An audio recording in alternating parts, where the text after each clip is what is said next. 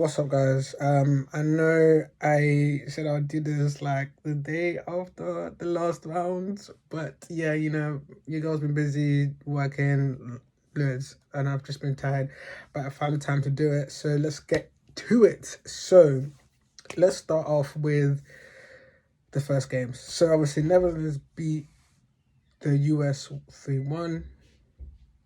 Comprehensive win for the Netherlands. I'll be honest with you. Look, the US have been really good this tournament. I think, there's a bright future there, 100%. I think they've got a lot of young players, so they shouldn't really beat themselves down about it. But, I thought the Netherlands had too much to cope with them. And yeah, it was good. It was a good result for the Netherlands. But like I said, USA should not feel any shame at all. They came really close to even going out of the competition. In the school stages. So, great future, good coach, but the Netherlands had too much for them. And yeah, it's really interesting to see where they go, Netherlands, actually. Then we had Argentina versus Australia. Obviously, Argentina won 2-1. It was just a messy performance, wasn't it?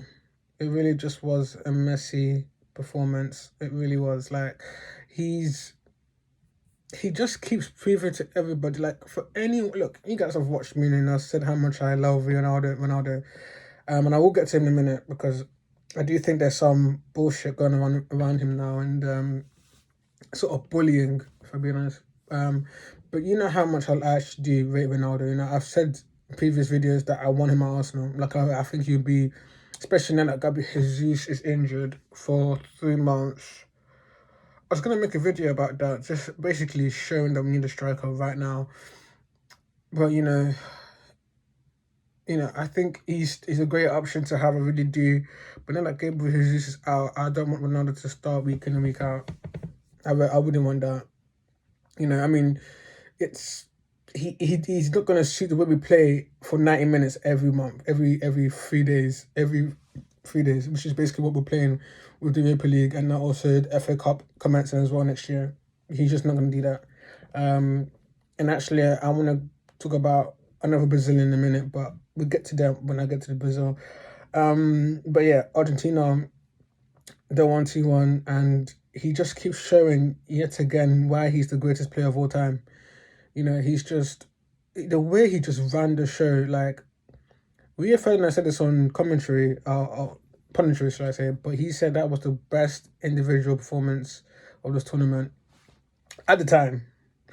Then you watch the Brazil game, which was fantastic. I will get to that, but you watch the Portugal game against Switzerland, and then oh yeah, and you're like, oh yeah, okay. Let's retract back. Let's retract back what we just said. Yeah, let's just retract back because that's like anyway. But yeah, Australia, I thought, look, it was just a bit too good. They're just a bit too good for Australia, I'll be honest. Like, they did really well, Australia, because I'll be honest, I didn't think they'll get out the group, but they did. I shouldn't just had too much firepower. I mean, even their goal was a deflection, like a horrible, horrible deflection. I think it was Enzo Fernandez. I was at the pole. I think it was actually the pole, my bad.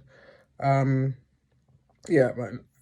At the last minute, though, could have snatched the draw. Would have been very interesting to see what happens after extra time. But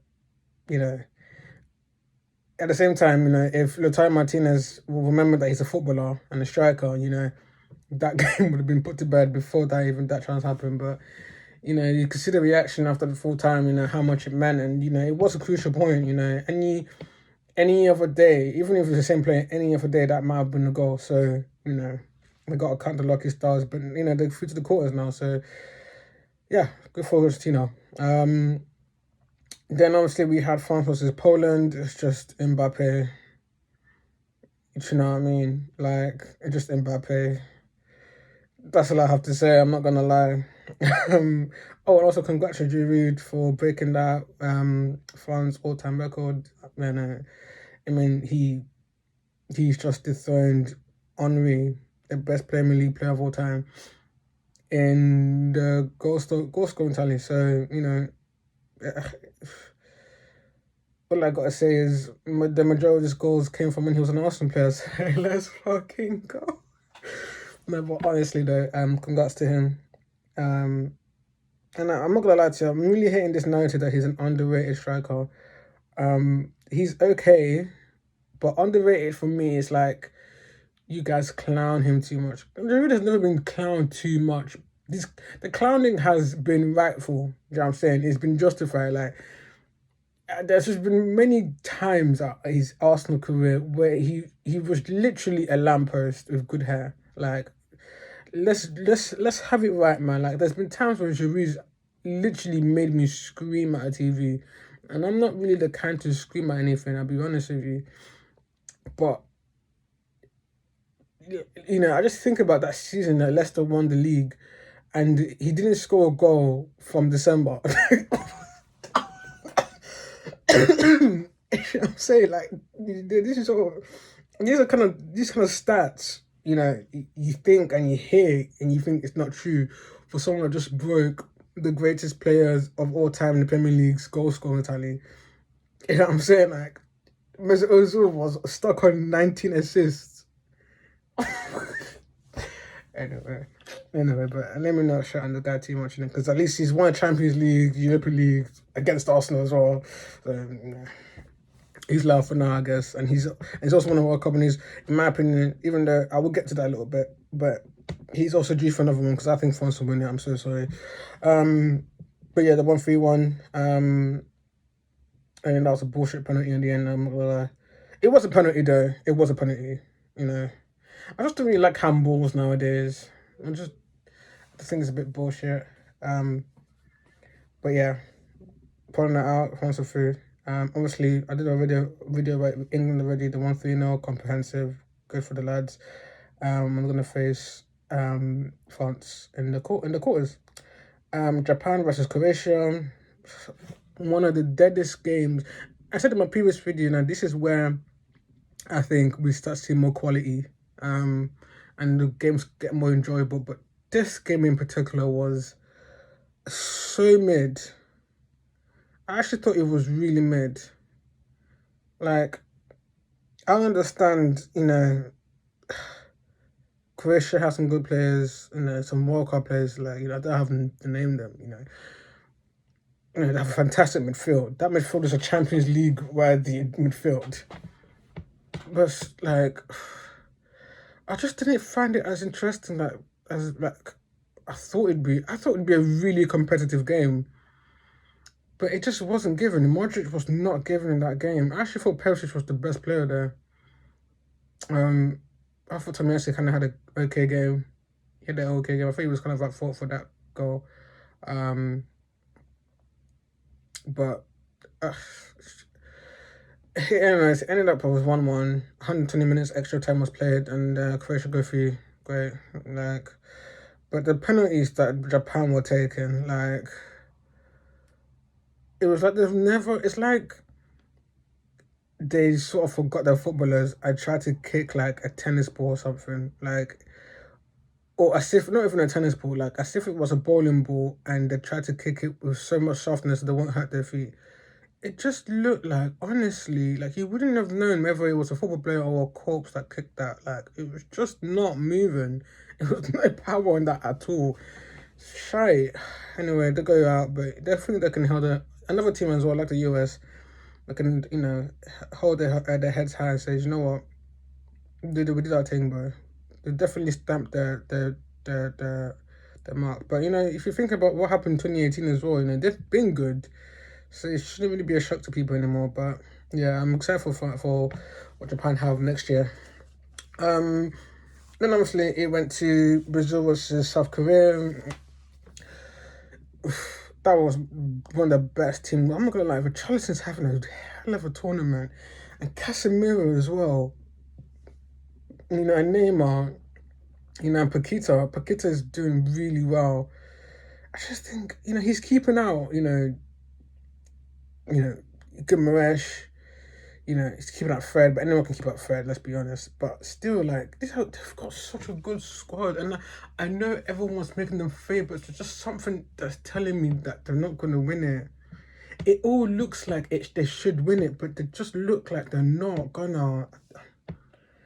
I know how it seems like. It seems like it's going to be like this, like always playing well, scoring high goals, high amount of goals, sorry, spectacular goals, and it just looks good. And then they got the coach dancing with them. I get it, like I get it, but there's just something in me that's saying that it's not their time. It's not their time. I don't know. I can't really explain it. It just, I wouldn't put my money on it. That's all I want to say about that. But look, they deserve to win a good South Korea, 100%. For Allison as well, fucking hell, man. Like, people are talking about, oh yeah, I'm not gonna lie, if people are talking about, oh, imagine having Edison and Allison and choosing who's number one, bro. It doesn't even come close, bro. Like, I'll be honest with you, Allison has been the best goalkeeper now for the past 3 years. Like, but nobody's ready to admit it because we still got Neuer here. People also talk about Ter Stegen for some reason. And Edison apparently is in that conversation, I guess because of his feet. But like when it comes to one-on-one situations and making spectacular saves, there's nobody I would trust in my life. I'm being so serious than Alisson in this moment of time. It's not even close. Just have so much firepower, man. They're even keeping up my boy Martinelli on the bench, bro. Like, shit, I'm saying it's a bit scary, fam. But still, there's just stuff that telling them they're not gonna win it. I don't know. But anyways, yeah, they're through. Morocco versus Spain. I guess another upset. I thought Morocco had balls of steel for 120 minutes, bro. Like, honestly, it was. Is it Amrabat? Please forgive me if I'm pronouncing your name wrong. I'm so sorry, but that guy in the midfield had them man on a chokehold, my G. Arsenal need to sign this nigga today. I can just imagine him and Granit Xhaka. You're not getting past that midfield, fam. That is Kante-esque with a bit of Vieira with the strength and a bit of intelligence. You know, like, it's just, yo, like, you see, this is what people say that the World Cup actually makes players, bro, because I didn't know who he was. I'll be honest with you, I didn't know who he was. I won't lie to you. But, you know, most of these people, I didn't even know who they were. I'll be real with you, bro. But, like, this guy in particular is mad scary. And I want him in Arsenal. I really do. I don't know how old he is, though. Because, you know, I told him in age, you know, he's very particular with that. But I wouldn't mind that, you know. Wouldn't mind that. But, yeah. But Spain were dog shit. Like, they actually were. They were really dog shit. And you know what? I said that they weren't going to make... I think I said this, actually. I said that they won't make it past the 1 of 16. I think I said that. And I said it because I don't see anything of goals. And then, you know what? Gary Neville also said this as well. And people were clowning him. But at the end of the day, he was right. You know what I'm saying? Like, there's just no goals in that team. I'm so sorry. And I know they beat Costa Rica 7-1. And it's like, whoa. I remember everyone was like, oh, they're the favourites. Isn't that how people are with recency bias? But I literally looked at them and I thought, I don't trust Morata. Which is before I realized their Spain squad. I don't trust Iago Aspas. I don't trust Lorente. No, and I don't trust who's the other one on the who's the other striker? So Igne name's gone off. Who's the other striker they have? Oh shit, Ferran Torres. No. I remember when Arsenal linked with him, I said no, please. I think it was like for 55 minutes. I said no, please. I was fucking dumb. There's none there, fam. And you know, even these people that won the Golden Ball, Gavi and Pedri, they don't actually score goals. They don't. They play secret football. People call them, instead of TikTok, I just call them TikTok. That made me crease, but I'll be real. That was so funny. But I'm not seeing any goals there, fam. Do Pedri and Gavi have a combined score goal of more than 10 goals? Let me know. I don't know, bro. Just let me know. Because if they don't, then I'm not really surprised. You know what I'm saying? But yeah. Obviously, It went to penalties. Spain, like, I honestly, apparently they took 1,000 penalties before entering this tournament. They look like they took about 1,000 pints before the tournament, mate, because the way they were shooting, it was just like there was no conviction, little to no power, like no confidence.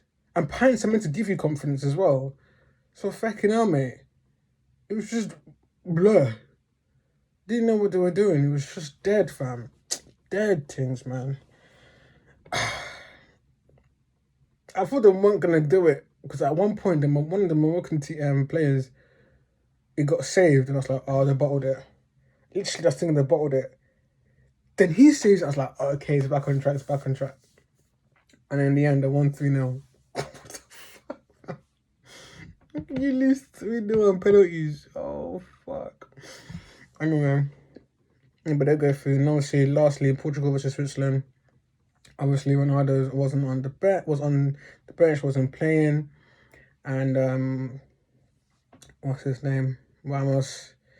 He got a hat trick, the first hat trick of the tournament. I think the only hat trick as well. I don't see any other player getting a hat trick, especially at this stage now, where the quality is just too good with defense and offense to concede that for one player. I think.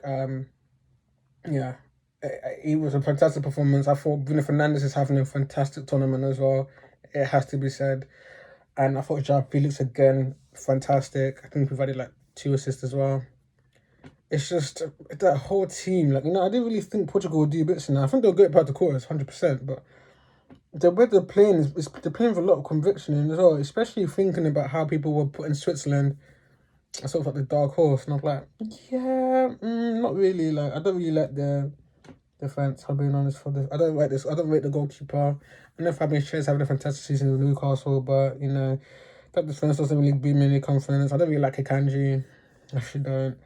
Ethan's a bit overrated. I get it, he can do times tables, but bro, like, defend. You know what I'm saying? He did get the only goal there, so that's great. Yeah, I just don't rate their defense, and without Granit Xhaka, I don't really know how they look like, if I'm being honest, in the midfield. I just don't really like the squad. I don't think they're a good team. I think they've done really well to get to this far. Not only in this tournament, but also in the Euros. But yeah, that's a good manager they have there, 100%. I think a really good manager. But yeah, 6-1 winners.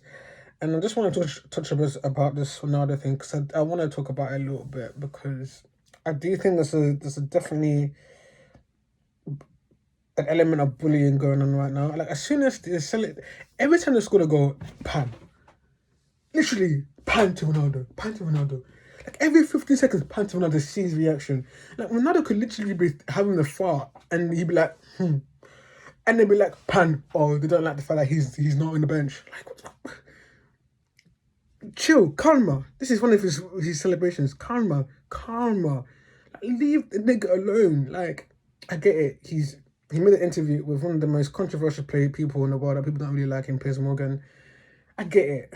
I really do get it. He's chatted a lot of shit about the biggest club in England. I get it. Like, I really do get it. Especially thinking about the fact that he's talking about a club that a lot of these people employ from legends, like, who are legends at the club. I get it.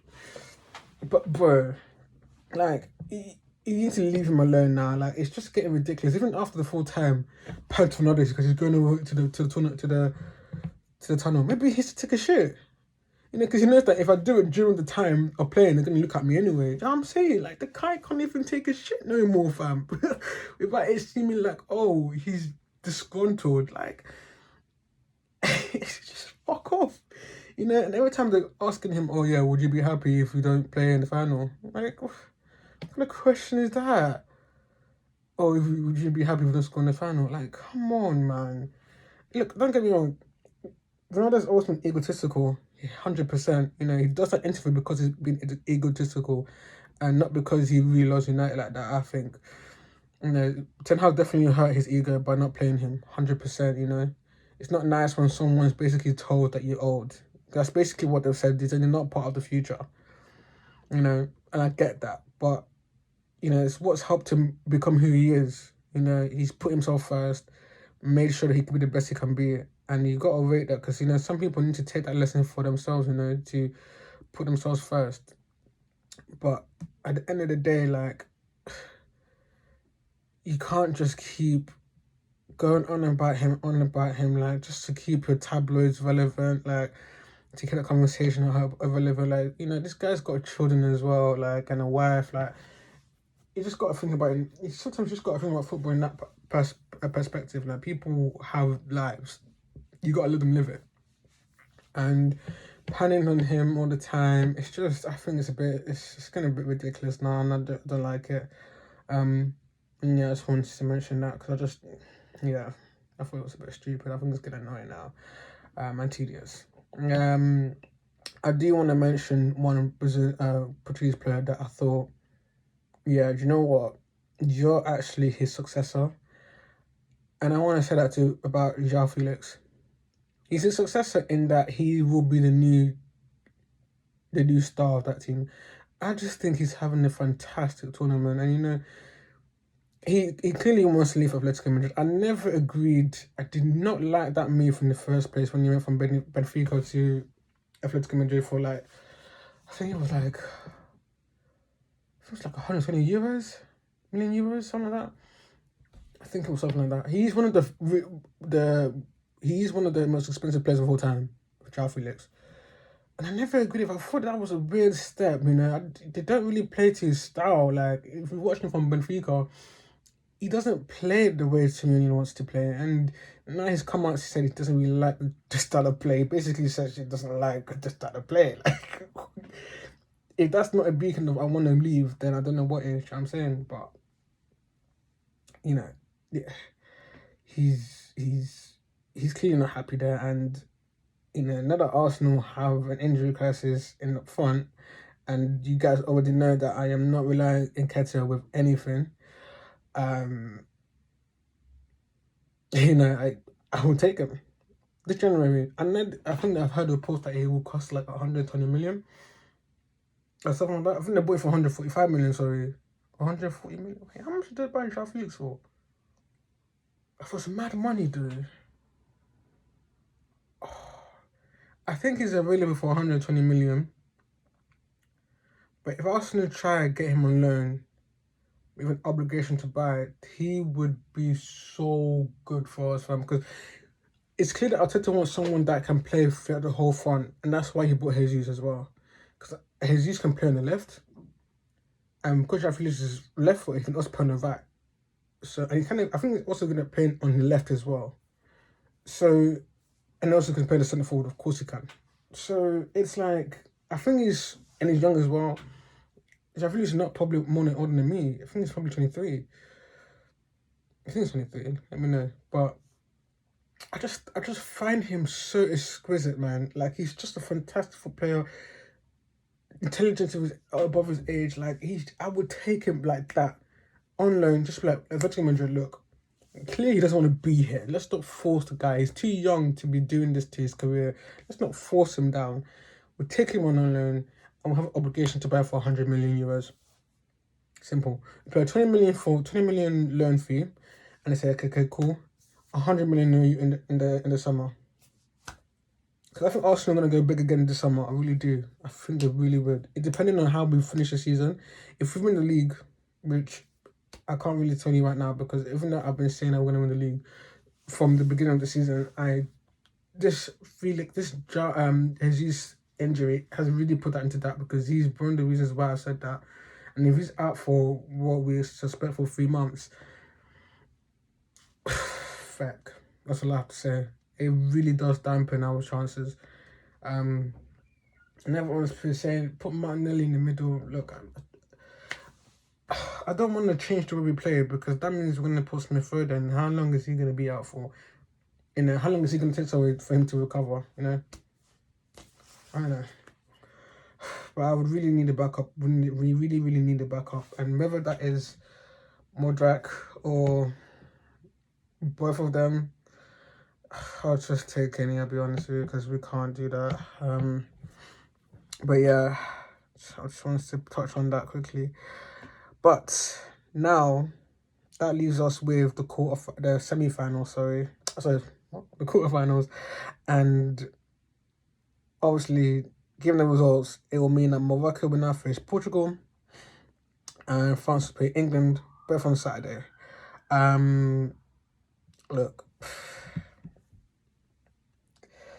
Look, I know Morocco have done bits here. Don't get me wrong, they really have done bits. And you know what? If I've been honest, even within 90 minutes, they should have won that game. I'm intrigued to see what they expect goals for that. And can I just say that Hakimi Paneka kick like was so cold, fam. I even added him. I tweeted him. I was like, that was too cold, fam. It just didn't have to happen like that, bro.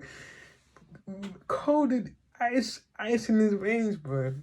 But anyway, look, I know Morocco have done their thing in it. I know they have,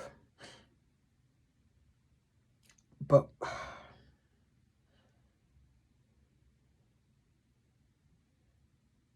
think Portugal are gonna do it. You know, I think they're gonna go through to the. I think they're gonna go for the semis, bro. For real. I think they will. And you know what, Morocco are the only last African son. Also, me being African, obviously, you know, it makes me proud, bro. But I think that's the end, bro. I'll be honest, I really do. I think Portugal gonna win. I think 3-0. I feel like I'm disrespecting them by saying that, but I'm not. I'm just thinking with my head. Like, if I'm being honest, I would love Morocco to go and win the whole thing. Fuck it, defy the odds. You know, I love an underdog story. Who doesn't? But I just think in my head, man, and I think Portugal is too good at this moment of time. They are conceding goals, though. They are conceding goals. But it'll be interesting, definitely. It'll be a good matchup. And I can't wait for that, I'll be honest with you. But yeah. Then obviously we've got Netherlands versus Argentina on Friday.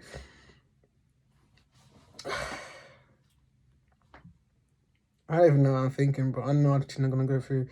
Look, Netherlands have been okay. They've been okay. They've been good. Like they've been good. I mean, they've done it more than I expected, 100%. But they're not gonna beat Argentina. I think Argentina have this unity about them, and also they have the greatest player of all time. I just don't see Netherlands getting past Argentina, and I think this is where the tournament ends as well. Don't get me wrong, Frankie de Jong's been, and Gakpo's been, you know, and Van Dijk has kind of come back to his old self in this sort of latter stages of the tournament. But I just think Argentina just have too much for them. I think it'll be a close game. Don't get me wrong, but I think maybe like a 2-1. I think the 2-1 will be enough for the team to go through the semis. Yeah. And also, next is Brazil versus Croatia. Like, it's not even close. Like, it's not even close. And that's all I have to say about that. Because it's just not, bro. Like, it's not even close, bro. Like, I don't even have to say anything here. Like, I might just end the video right here, and I'm not even being rude. Like, if Croatia had to edge past Japan through penalties, you know, think about Brazil. Like, who are people's favourites? Like, come on, man. I'm giving that a 4-0 victory. You know what I'm saying? But that would be the last least competitive game in my opinion, because I think the Portugal Morocco game would be really competitive. But even though I think Portugal will go through. But you know, there's been even like, for example, look at how can you beat a team that's gone to the semi-finals 4-1, 6-1, 3-0. You know, some of these games haven't been as competitive, let's be honest.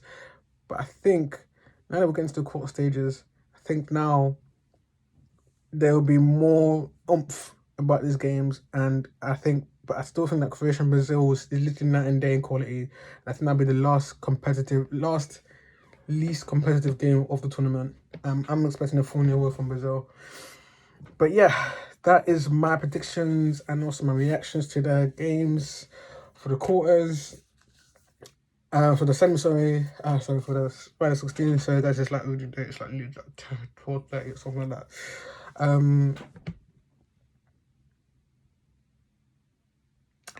I know I said I was gonna make another video as well for my predictions, because I got my predictions mad wonky because I didn't follow. I don't even know why I didn't do that, but I didn't follow the stages. So I'm gonna do that now. So if Portugal beat Morocco, like I predict, and that's if France are gonna beat England, I think England's tournament also. I didn't even mention that. I just realized England's tournament ends on Saturday. I'm convinced. I don't see them beating France. I really don't. I know people don't realize this as well, but I think France were better in this World Cup than the one that won last in 2018. I really do. I think they're just too good. I think this is where it's been a good campaign, don't get me wrong, but you know, this is what happens when you have not only a better manager but a better squad. But maybe not squad, but a better first 11. I think our tournament ends on Saturday, but if we manage to get through, if we manage to get through France, England win the World Cup, because they are the favourites for us. They for me, they win the World Cup. They really do. I think they beat Brazil. I think they beat Argentina. But if England beat France, but by law, they will win the tournament. By law. But you know, England are really shit sometimes. So even if we do beat France, I can also see us losing against Netherlands. Like, just that. It's just that. England are just doing this all the time. It pisses me off. This is why I don't think they can win anything on this manager, because he's the reason why we do this. I really do. But yeah, I still think England. I don't see England beating France. I really don't. And this is not like the Euros when England were facing Germany and everyone's like, "Oh, Germany, nah." Germany have been shit since 2014. Let's have it right. I can't see it, but I think France would beat us 3-1, if I'm being honest with you. I don't see it. France is just too good. If England do beat France, then England win the World Cup. It has to happen. But yeah. So let me do my revised one now. I think France will win it. So if Portugal beat Morocco, then they face France in the semis. And then Brazil beat Croatia, and they face Argentina. So the last four will be Portugal, Argentina, Brazil, and France.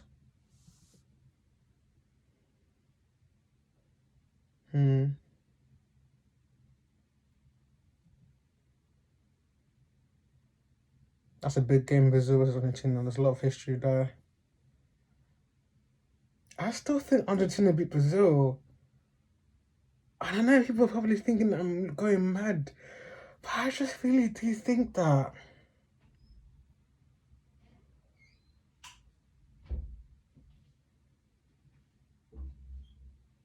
Yeah, I'm going for that. I think it's going to be France. France? What the fuck was that? I think France are going to win the league. The league. Fucking hell, I miss Arsenal.